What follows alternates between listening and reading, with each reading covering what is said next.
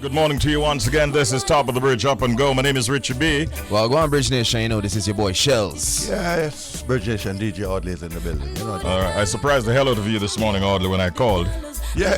Shelz me give me a call to check up on something before me reach, you know what I mean? I lie. Yeah, and someone said, him say, well, I'm father. I say, catch you out, I lie. Come on, get speechless. Some never stop to say, you know. Yeah. Me go again and I say, outside, I lie. I lie. Rich, I lie. The man starts stutter. Just mess up a walk one this morning. I come like when first time you said, no, man, I lie. Nearly drop out of your seat, brethren. How was the weekend, gentlemen? It was good. Yeah. Yeah, no complaints. Yeah. Got some rest where we could.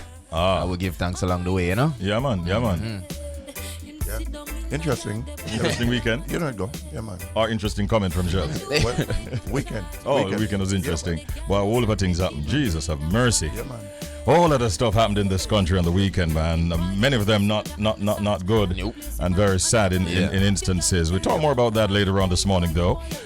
When I was coming down, it looked like a kind of Monday when you might get some rain. I'm not a weather prognosticator, but I kind of get that feeling. In any event, even if we get some showers, we're not going to get the type that Mexico experienced as they had Roslyn, a Category 3 hurricane that went ashore in Mexico on the weekend. Yesterday, as a matter of fact, causing heavy rains and flash flooding and landslides.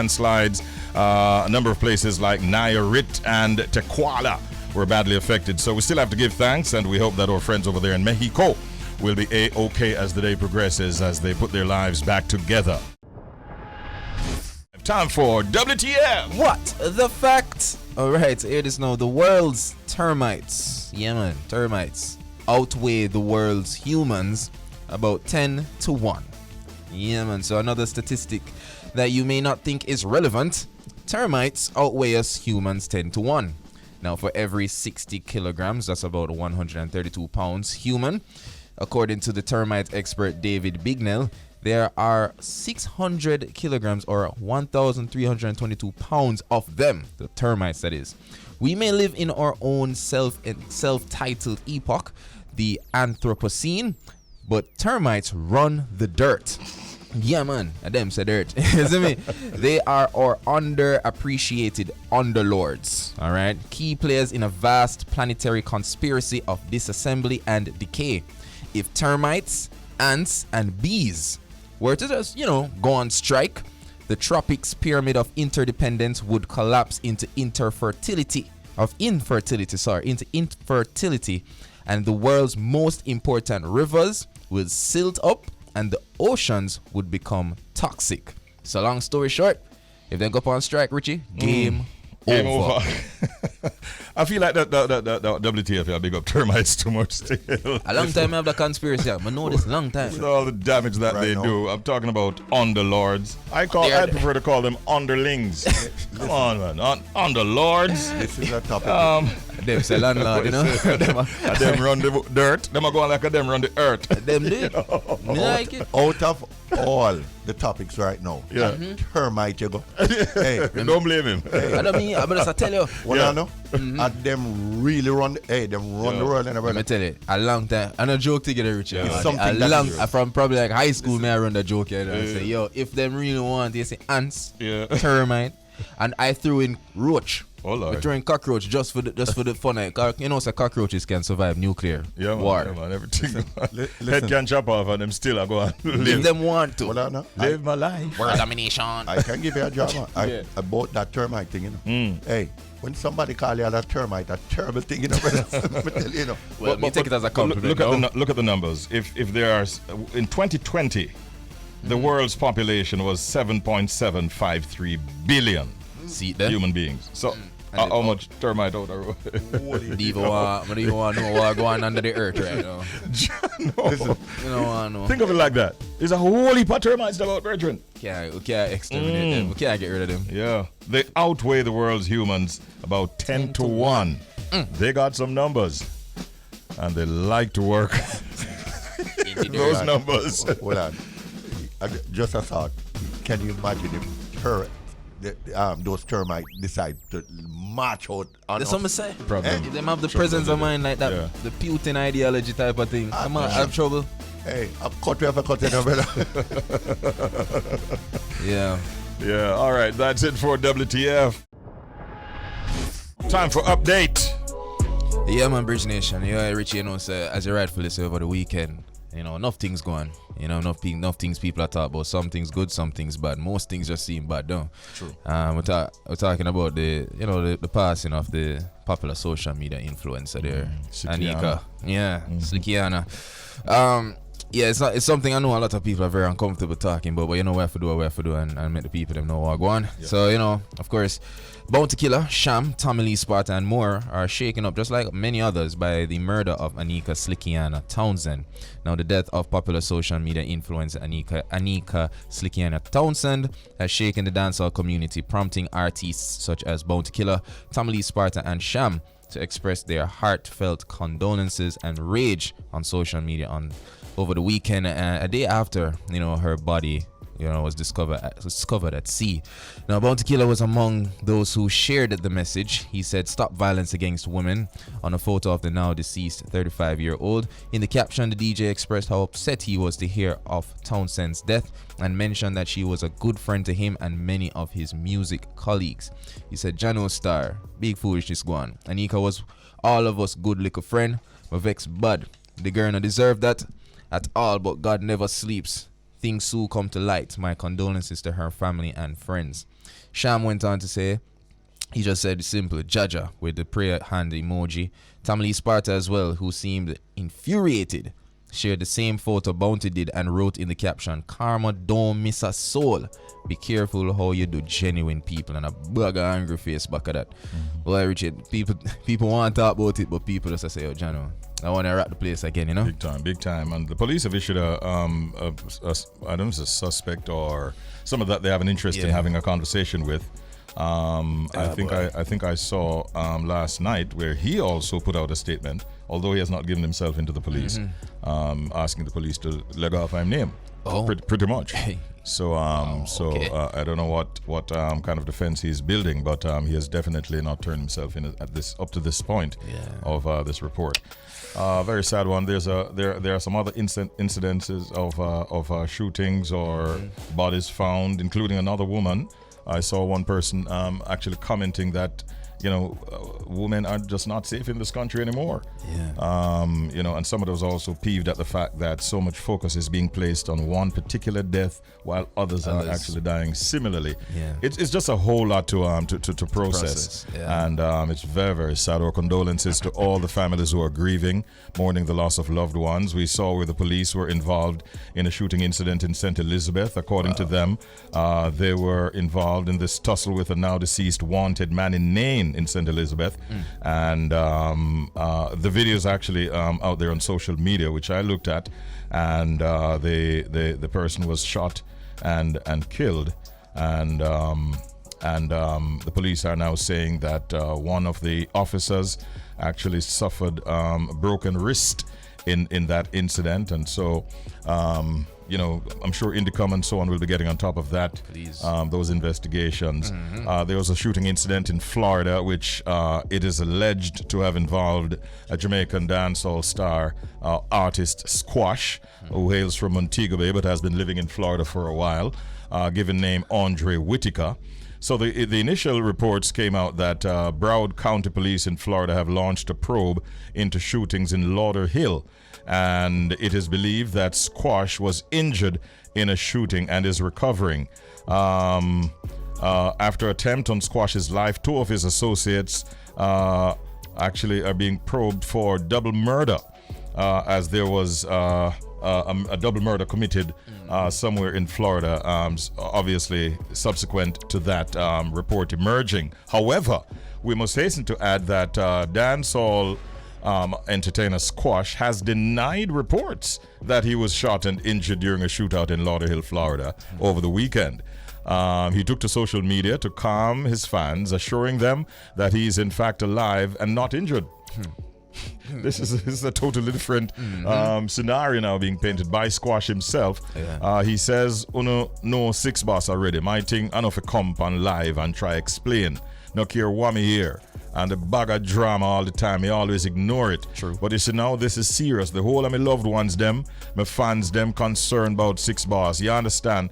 And he basically went on to say that he's A-okay and no one has to worry about a thing. So there was also a voice note that came out saying that as a result of the 2 deaths in Lauderhill, that squash will not survive for long. So it's a whole lot of stuff going on. It's A interesting. whole lot of stuff going on, Shelz and Audley. Really and interesting. yeah, only time will tell swear. how things will all pan out. Let's try to be safe. Let's try to spread some love today, Bridge Nation. Those are just some of the things that we have looking at. There's more to come. Keep it locked right here. That was Update. Time for the proverb of the day. And today's proverb. You have it, Shelz? Tree look sound, Oh. but woodpecker know what to do with it. Okay, make we hear that again then. Tree look sound, but woodpecker know what to do with it. Okay. Tree look sound, but woodpecker, No what to do with it. them know what to do with it.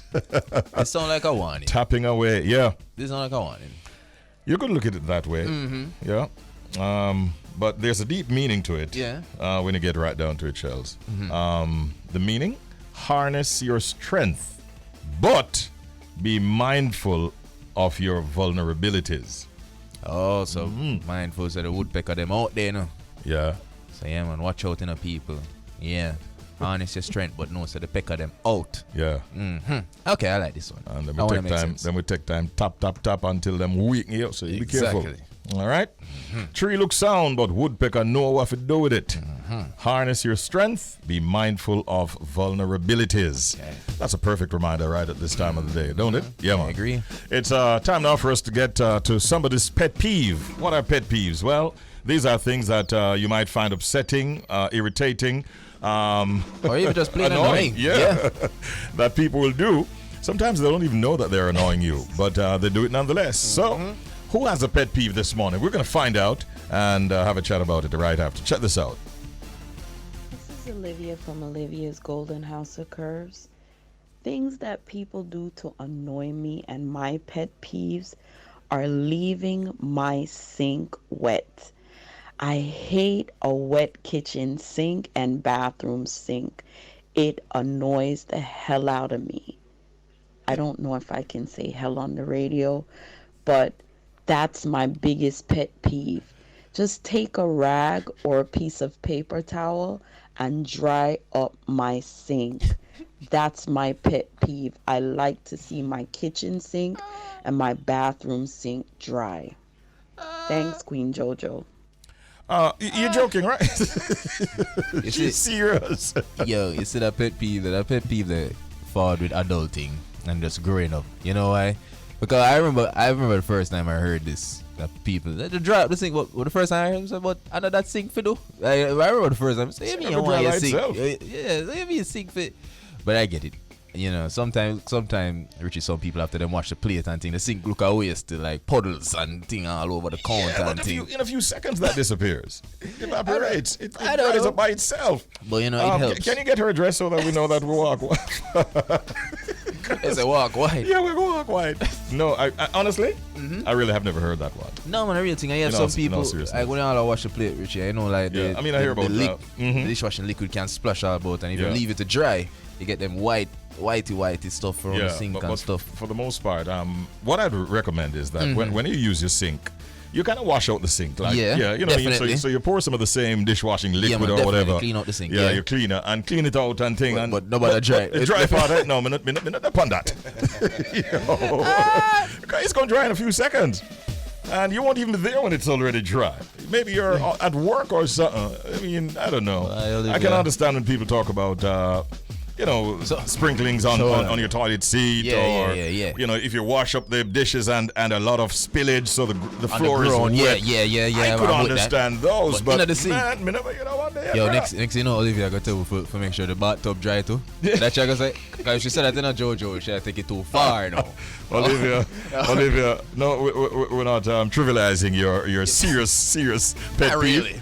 But I don't know if you might want to look back at it. It sounds too late though. Sound like it a burn. It's a burning Hot issue. one. Yeah, man, on the hot. Now, last week, in all seriousness, the Jamaica Football Federation, the JFF, appointed Dennis Chung as its new General Secretary. Mr. Chung will replace Dalton Wint, who signaled his intention to resign in June after players demanded his departure following travel issues encountered during their CONCACAF Nations League campaign. Chung has served previously as chairman of the JFF Finance Committee. He's scheduled to assume office on November 1, 2022. And we're very pleased to have him this morning as our guest in this segment. We say good morning, first of all, and congratulations, Dennis Chung. Welcome. How are you doing? Yeah, man, Richie. How you doing, man? I'm good. Thank you for joining us, Dennis. This is a major appointment. Seems like one that carries a lot of responsibility. Did you voluntarily apply, or were you asked to become the new GenSec? No, as you know, I was on the board for 2 years and chaired the finance committee. The president spoke to me after Dalton decided that he wanted to resign, and we went through the process. Then the president has been talking to FIFA, and they told him he needed to appoint someone. So he has been talking to me and asking me, particularly on my resignation from Supreme Ventures. Oh. He was saying, boy, why you don't come and do it? And if I look a while, I was like, no, I'm really not interested, And then we just talk, and then I decided, yeah, why not? Okay, okay. Dennis, describe the job of the GenSec for the JFF. What are some of the things that you'll be taking care of, handling in your daily, as part of your daily activities? Yeah, well, it's really everything administrative in terms of football. I mean, overseeing football nationally. You have the parish associations and the clubs and everything that look at it from that level. In terms of the individual things that they have to do, performances. But from an overall point of view, because we're responsible for football in Jamaica as JFF, and that's part of the constitution that we have that comes from FIFA, that we're responsible for football in the country. So we have to oversee, make sure everything runs according to FIFA rules, proper football rules, properly structured, everything. And then the national program. We're directly responsible for the national program. So, we have the Reggae Girls going to World Cup next year. Yes. They actually have 2 practice matches in November against Paraguay, one in Montego Bay and one in Kingston, which should be very good. We have the men's national senior team, which we have a new coach with, a new coaching staff. Very exciting because he was the one who carried Iceland, a country of 340,000 people, to the World Cup and the Euro 17 finals in 2017. And then we have the various other levels of the national team, like the under 20, under 17, and that sort of things. So it is really the administration of football that I'll be responsible for. Sounds like a whole lot. I mean, will you be able to maintain the position as chairman of the finance committee with this new appointment? No, that's a conflict of interest because in my position as GenSec, I'll be reporting to the finance committee, to the board through the finance committee on financial issues. So we'll have to find a very suitable, qualified person, which is going to be external. I already spoke with the president about it, and we will have a very good person in place based on the name we have, who can handle that responsibility. Okay. Greetings once again, Mr. Chung. Shelz here. Congrats once again, sir. Yeah, man, no problem. Now, as it relates to the players, I don't know if you can share much at this point, but, are there some changes, players can expect to see going forward? Yeah, man, and changes have started already, For example, well, internally, the president refers to changes he's made internally to the infrastructure in terms of staffing, which I'm one of them. The other thing is that we've sort of improved significantly the communication with players, right? So, when we're making decisions, for example, I had the need to call Andre Blake as a captain, last week and discuss a matter with him. We want to include players more in communication. In terms of payments to players at the Argentina match, for example, the first in a long time we actually paid the per diem while the players were there. Wow. So we're trying to make those changes as much as possible. And the main one, as I said, is communication, which has started. The president has started that. We plan to continue that and also improve on it even further. And not just communication with the players, but all our stakeholders, including you, the media. We want to be more transparent. We want people to hold us accountable. Yes. So encourage communication, encourage discussion. That's the sort of thing that we're thinking about, because we realize that a big part of the issue that we had was a trust issue with the public, primarily because of lack of communication. Of course, there's not everything that we can talk about. And, you have people who will always speculate and say things that don't really go like that. But, we have a responsibility, to ensure that communication is improved with all stakeholders. Yes. Two things that of note that I want to bring to your attention here. One, Andre being named the goalkeeper of the year three times over for the MLS. So how proud are you as the incoming GenSec of that achievement? Oh, very, very. And we did issue a press release from JFF congratulating him. I personally myself also reached out to him and congratulated him. But it's a remarkable achievement. I spoke with Andre for the first time when I went to the Argentina game, and he's a good guy. Previously I had an issue publicly, as everybody knows, about the tweet that was associated with him. We spoke, and Andre is a really good guy. I also have been speaking with him and also my cousin about the players. My cousin is actually Humans, is the coach that had carried the girls to the World Cup. Yes. First time, yeah. I just came off the phone with him before I spoke to you, Richie. Okay. And he's offering to give his assistance to the program. He has a wealth of contacts internationally and experience. He was just telling me also that one of the girls that he trains twice a week is Marta from Brazil. Wow.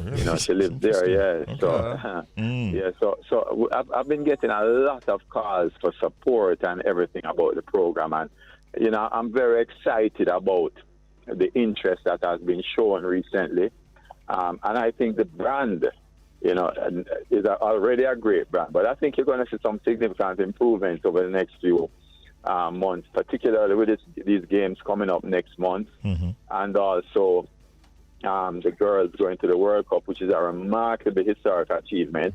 Not just the first to qualify for the World Cup from the Caribbean 3-4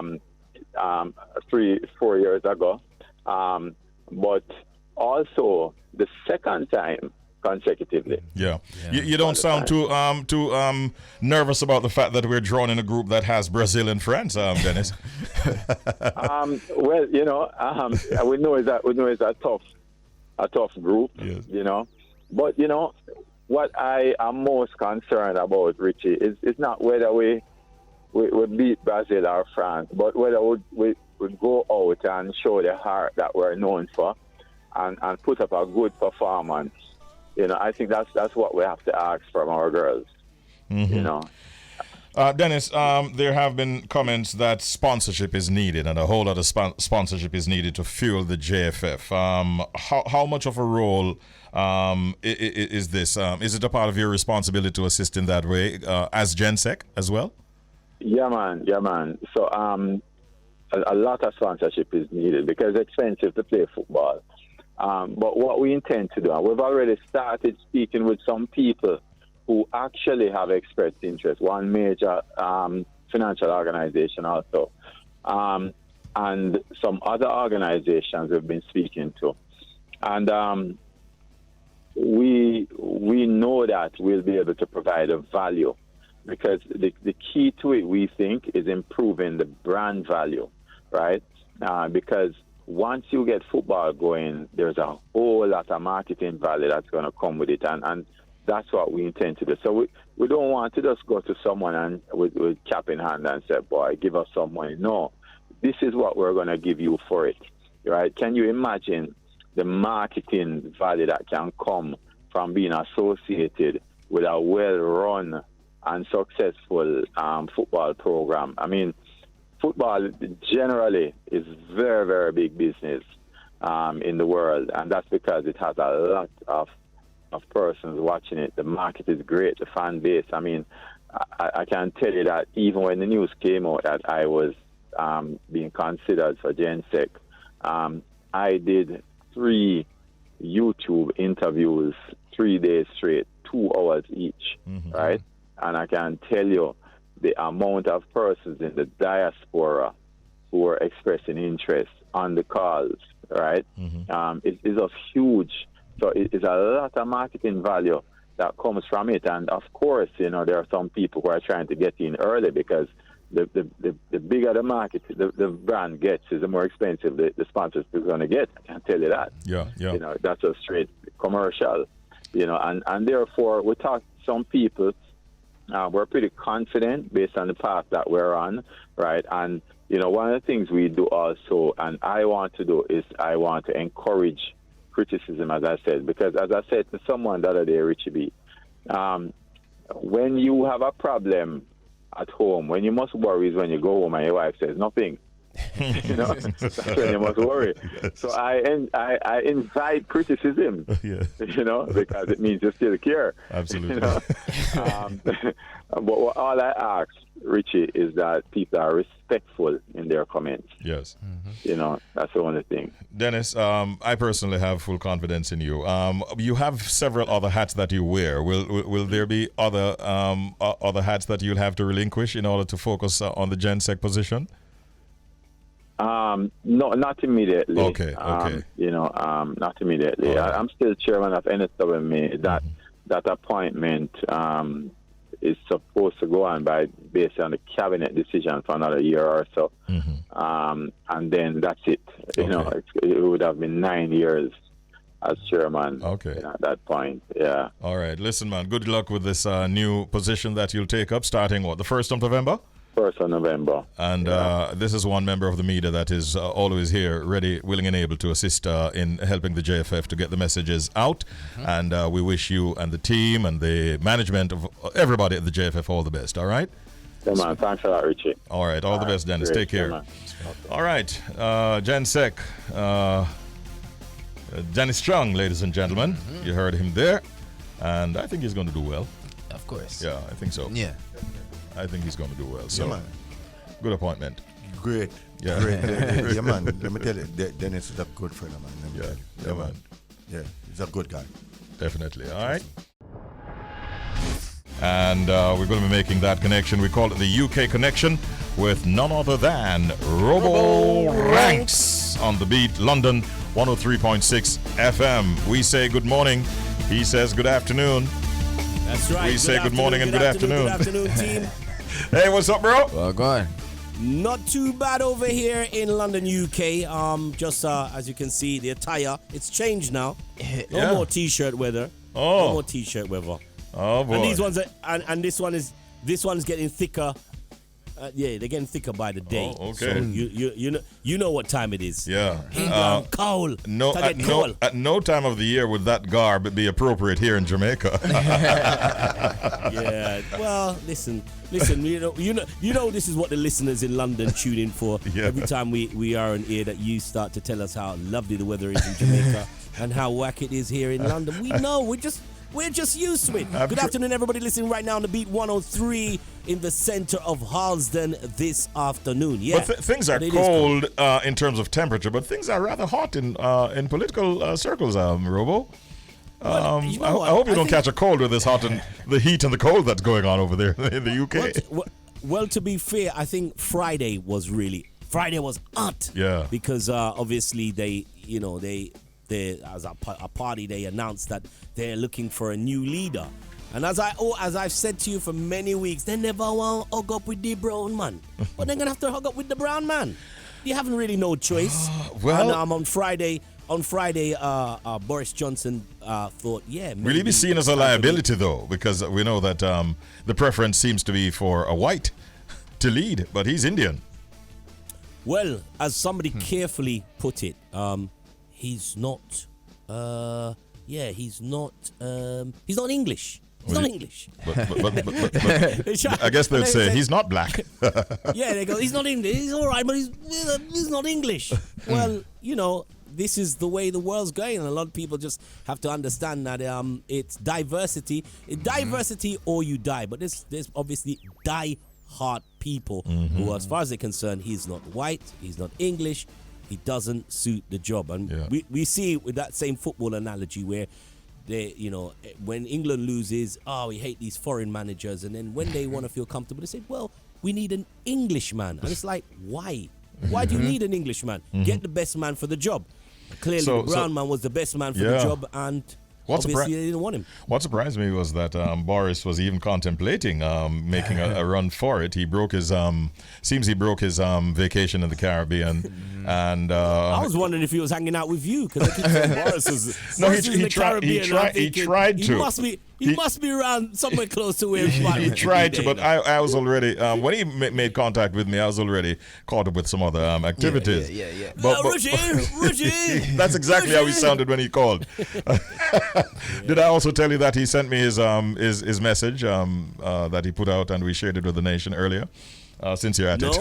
What was the message he put out? He put out a statement basically saying that he had garnered over 102 members who would vote for him, and that he was on a good trajectory.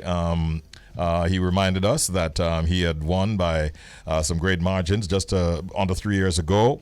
And he also said that he had conversations with Sunak and Mordaunt, and he didn't feel that they were able to arrive at enough consensus, and he cannot rule if the party is divided, so he's going to call it quits and not go forward at this time.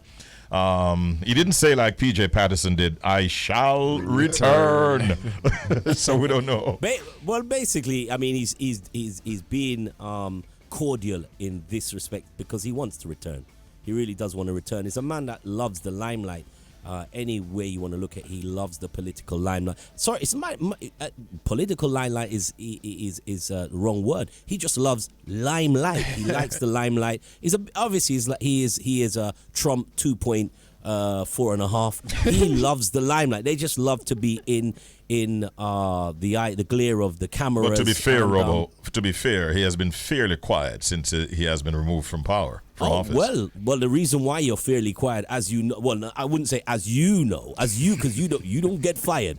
When you are fired in those jobs, there you have to obviously sign a certain disclaimer that says you're going to keep your mouth shut until such time. So it may be for 6 months. What they usually do, as you know, Richie, they go off and write a book. So the book is in making right now.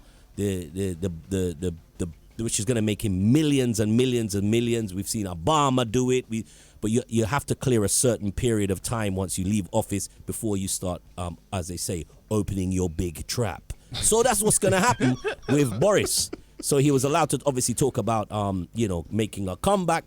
But the book is more important, and the book will be a major seller for somebody of his character, because he was more than just the average guy. He's a big, larger-than-life English character. I know. You know? Right. Not to mention the hair. I'm looking at the screen, and this is quite surprising. I'm seeing Anderson Cooper holding a little baby boy, it seems. I don't want this to be a distraction. I don't want this to be a distraction, but it's his son. I wonder if it's his son. It's his son. It's his son? Yes. Oh. You know the one? Richard. I draw that's the number. Oh, know where Richie going. I'm just realizing Jody wants us to get some music in, and she's been saying that for a minute. Timely, Joe. But I just realized that Anderson Cooper has been on the screen for quite a while holding this little baby. That's adorable stuff. Yeah, interesting. Yeah. You know, Richie. This requires an investigation. Over the last few months, we have learned that you are the man when it comes to the scoops. Just try keep that 100, bro. Keep it 100. Maintaining character. Let's just forget about that baby. Yeah? All right. Okay. All right. Cool. Get to some music. It's your turn. He's a young filmmaker and photographer. He does a lot of interesting stuff. Recently, with all the successes he has had being a part of the production crew, working on videos for people like Jamil and Dre Island and Leela, Ike and Yaksta, he decided that he still wanted more. And so he decided to start a YouTube channel under the name Claud A. Watkis, where he, teaches folks how to, get involved in the art of photography and filmmaking. But he decided to even up the ante a little bit and to provide original content on YouTube, and it's been working very, very well. I hear some stories about him walking several miles that, trust me, I wouldn't even attempt in this lifetime. But he's on the up and up, and we're happy to have him with us this morning. Morning, Claude. Mr. Watkis, how you doing, sir? Yeah, man, I'm here. I'm great. Morning. Did you actually walk to the studio this morning? No, man, I drove. You My drove. friend Noel, as usual. Okay, big up Noel. Now, you've been doing some interesting stuff, and we want to talk to you about that. Tell us a little bit about yourself as a sort of a creative filmmaker. Well, as you know, I'm a content creator. I do video for YouTube. I'm a photographer. I do professional video work, music video, all of that. I'm just here for the fun and trying to do it for the fun and for the content, just to create some stuff that never been documented before in Jamaica, and I find it fun, and I just love what I do. And that will set you apart from everybody else out there, right? Yeah, man, definitely. When did you realize, Claude, that you wanted to be a part of the creative industry? I have been a part of the creative industry. It's just that now it's just been getting some notice, because I've been from a younger age doing like posting video content, some little nice little cinematic videos on my Instagram and YouTube, and I used to do teach the art of photography and videography on my YouTube as well, and sharing that to my Instagram. However, recently I just realized that, hey, I've been doing this for quite a while. It haven't gotten the buzz that I wanted it to get, so I just switched it up, and that's now where you're seeing the content where I do challenges. I challenge myself to the extreme limit, and I just create those type of content, and I realized that it has started to work. So that's what I'm doing now. But you're not doing things like the ice bucket challenge. You're doing other stuff. Yeah, exactly. I'm doing other stuff that's not yet being documented in Jamaica. Okay. So when I do post, you have to watch it, because it's like, whoa, I never see this before or thought about this, so that's what I do. So now, Claude, I'm curious, man. So you do videography, and photography. Correct. So you don't have to ask the question, which one you prefer? Trick question, no, man. Yeah, man, most definitely. Hands down, I'd say filmmaking or videography, most definitely, because most times, like, I have some really brilliant ideas for filmmaking and stuff, and I want to see that creativity come to life. And as it relates to photography, even though for me being in front of the camera for photo shoots, like, it's amazing because I know what I want. But sometimes it's very hard trying to please clients sometimes. Because, sometimes them think like photographers are magician where, taking right, move that, like, I'll somewhat go to the extreme and beyond for my picture because I know what I want. But sometimes for the client, it's very hard and confusing. But I'd say I'm a video first person because I started the YouTube channel first. Okay. And even back in high school, I used to do like some skits as well. So I started with the video first. So I love the video. So I'd say the video. So filmmaking. Yeah, filmmaking. So what would you say is your most memorable moments, either as a photographer or a filmmaker? My most memorable moments. Whoa. I'd say getting the chance to work with getting the chance to work with big directors in the industry. Yeah, because I look up to their work for inspiration and motivation for so long. So getting the chance to finally work with them, it's just truly amazing. It's good, man. That's good. Enough respect. I want to. I'm anxious to hear about your experience walking from the Caymanas toll to Ochi Rios roundabout. Did that actually happen, or is it something that you wanted to have done but didn't actually make it to the very end?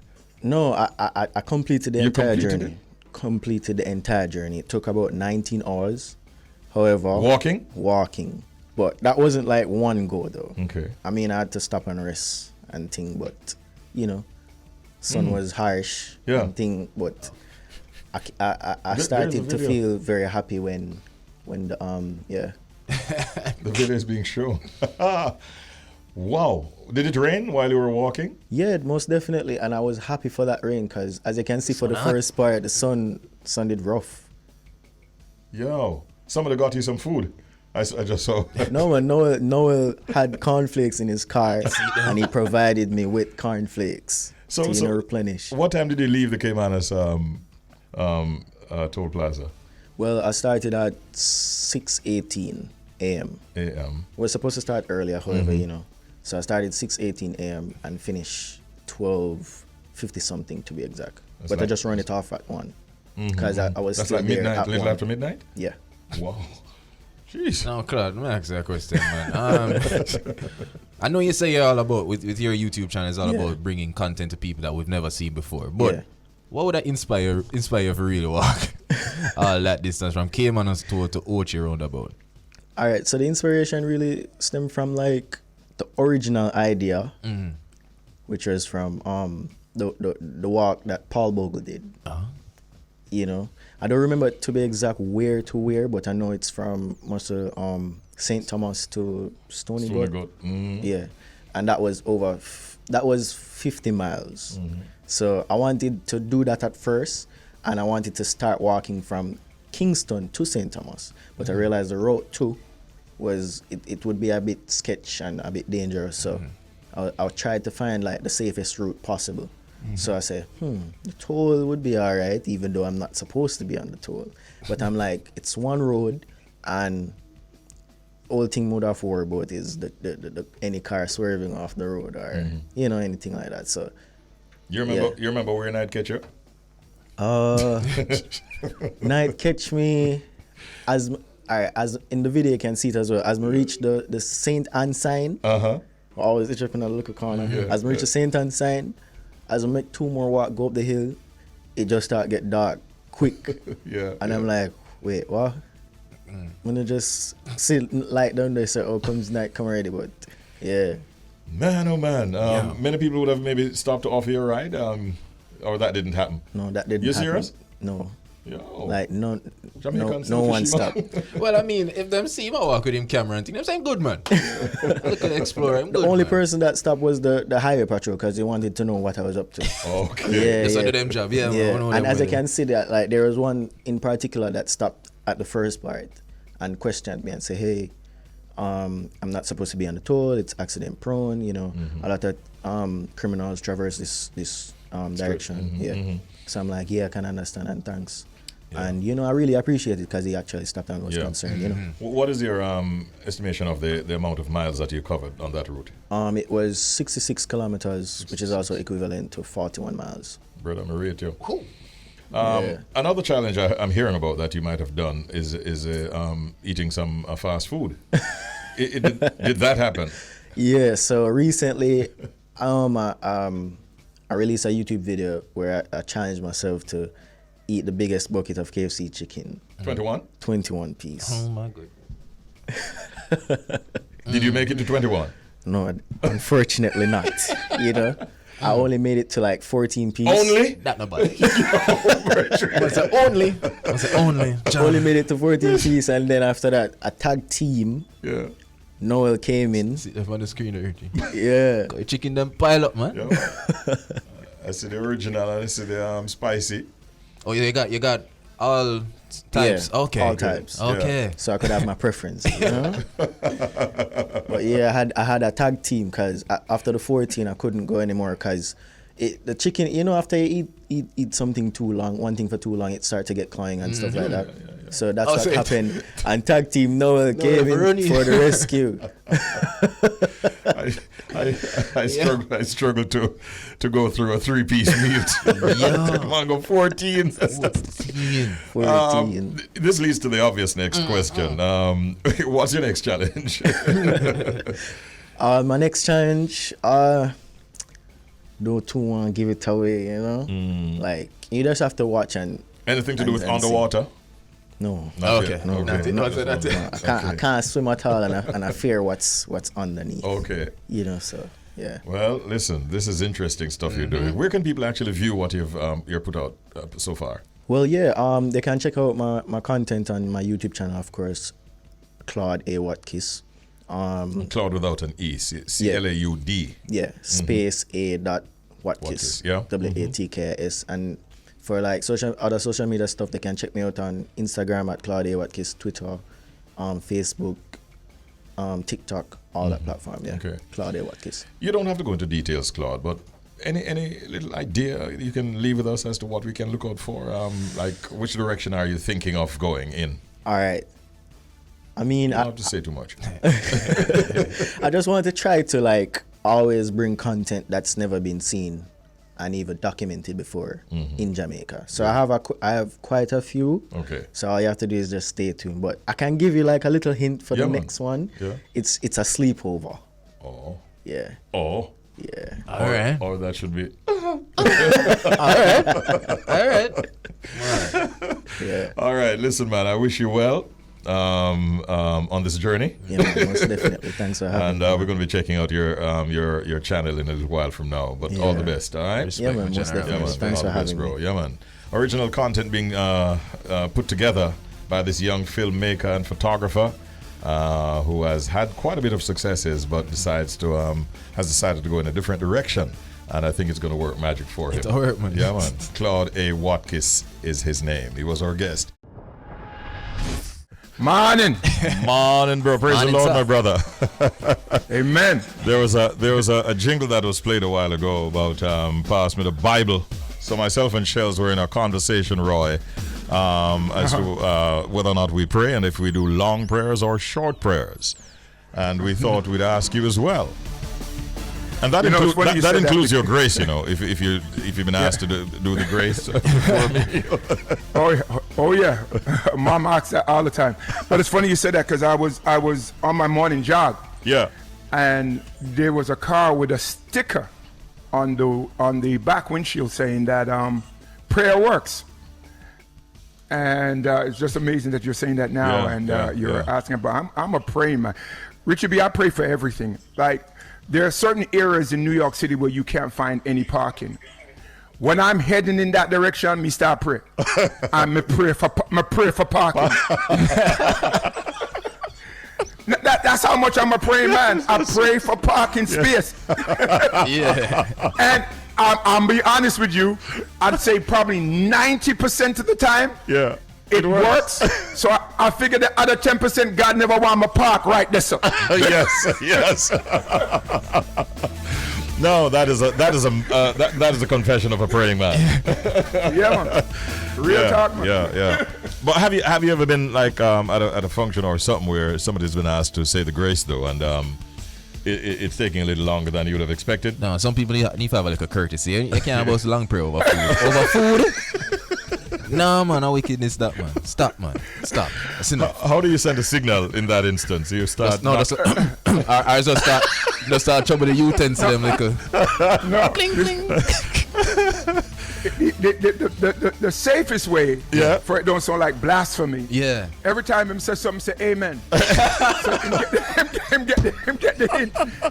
Yeah. Me pray for the rice. Amen. Me pray for the peas. Amen. Me pray for the person who pick the rice and peas. Amen. I'll bear that in mind. All right, I know you focus a lot on what's happening in Jamaica, in the U.S., and I know that you watch what's happening in the U.K. as well, with your history in that country. You see that Sunak, it looks like, is going to be the next prime minister. Yeah. That is very much in the news, Roy. His competitor has pulled out of the race because he was not getting the support that Sunak was. The last thing I saw is that Sunak is at like 193 And Roboranks earlier on sent us a recording of an interview with a broadcaster talking to a caller who was very irate, making the point that he is living in a country with 85% white, and why would we want to be having an Indian gentleman running our affairs? So it looks like even Sunak will be having some issues when he gets in. Yeah, it is. This race thing is worldwide. Isn't it? It's not just. Yeah, it is. It's something that we deal with, especially people of color, on a day-to-day basis, and especially here in the States. It is getting from bad to worse, actually, here. Yeah. I didn't think we could go backwards. I'm starting to feel like when I just came to America, and the first time I came to America was in the early 70s. I was a kid, and you know, we had leaders like, people were talking about free Angela Davis. You know, was huge with the big afro and all those things. But I feel like we're taking a step backwards. And if we don't speak up as people of color, it's only going to get a lot worse. Yeah. And voting the right people to help deal with this. Absolutely. Well, we're coming off of a rough weekend here in this country, but without going into too much detail, we're happy to be alive, and we're trying to use this program to just send some positive messages to Jamaica and to the world, because really it was a rough weekend here in terms of all the different things that were happening, Roy. So we just give thanks for life this morning, you know what I mean? Indeed. And with that said, do I kick off this morning? Yeah, take it away with some songs, bro. All right, well, it's a Barris week here in New York. We're waiting for the arrival for Barris. I've been saying for the last 2 months I have a Barris song that I have not been given the okay to play. Christian has called me again on Saturday and warned me and said, Roy, not yet. So I don't know. I can defy anybody over at VP Records but Christian and Miss Pat. So I have not. Those two people, when they tell you don't do something, you do not defy them. So I am going to stick with not playing it, but hopefully I'll have Barris in the studio this week, and then Barris can't tell me no. You're not even prepared so you're not even prepared to hum it like Buju Banton did in Grand Cayman when they didn't want him to do the song that they said was banned at the time. So he went on the stage and he just did. What I've done over the last couple of days, Richie, because I promised, of course, Chris from VP that I wouldn't. I played 15 seconds of it because people start calling me Barris Liad. It's been 2 months. It's been 2 months you've been talking about this Barris song. Nah, man, you're not on the Barris song. I put the thing. So I played like 15 seconds of it, and the red phone rang. Oh, wow. And only a few people have the red phone number. Bobby Clark, Louis Grant, Christian, Shaker. So I said, all right. So maybe I'll play 15 seconds in this mix. All right. I'll probably finish with 15 seconds of all it. Right. We'll be listening. I'm in a Barris vibe. All right. Let me start right here. What a beautiful morning it has been. Mr. Dennis Chung, the newly appointed General Secretary of the Jamaica Football Federation, who takes up his new position on the 1st of November. He was our guest at 7 o'clock. Again, we say to him, good luck, Dennis. We had no winner in the Secret Sound game at 7:30. We moved on to the UK connection with Robo Ranks on the beat, London 103.6 FM at 7:45. And of course, at 8:30 we had Claud A. Watkis. I feel like I call him Claud A. Watkis. He is a young filmmaker and photographer. Check out his YouTube channel. The man is doing a bag of things, but a very talented youngster. Big up yourself, Claude. And of course, at 9:13 a.m. we had that global connection that just concluded with our brother DJ Roy on Irie Jam Radio. All right. This morning we have a quote from Fred Rogers that I want to leave with you, Bridge Nation. And here's what Fred said. There is no normal life that is free of pain. It's the very wrestling with our problems that can be the impetus for our growth. Those are some wise words from Fred Rogers. Well said, Fred. Yeah, we leave those with you. Thank you, Shelz. Yeah, thank you, DJ Audley. Thank you, Jody and Romy. Thank you also to Jeff Brown and Sean, Mr. Ferguson, who assisted throughout the morning, and Cavell as well. Bridge Nation, most of all, we thank you for being a part of the experience. Don't forget that Richie B loves you bad, and this is why we always try to treat you good, so you be good to yourselves until one more time when we get a chance to be good to you. Have a great day today. See you tomorrow at 6 o'clock in the eye. We'll do it all over again. On that note, we say bye.